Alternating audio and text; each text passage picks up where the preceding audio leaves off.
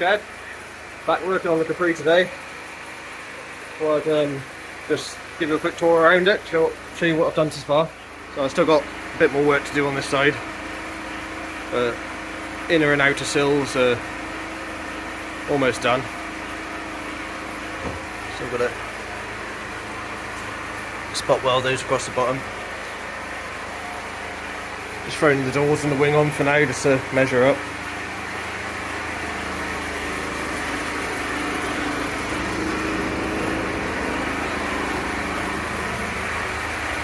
Welded inner corners under the bonnet. That was completely rusted out. Also needs wing tops repairing.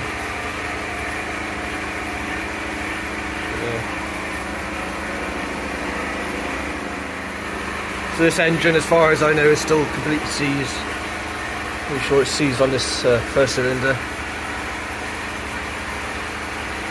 I have left it soaking for probably about 6 months now. Hopefully I'll be able to break it free at some point. It's only a little 1600, it would be nice to upgrade it a bit. Yeah, so I'll be back working on this side today. As I did last time. Carry on with this part here. Need to repair this. That's all been done on the other side.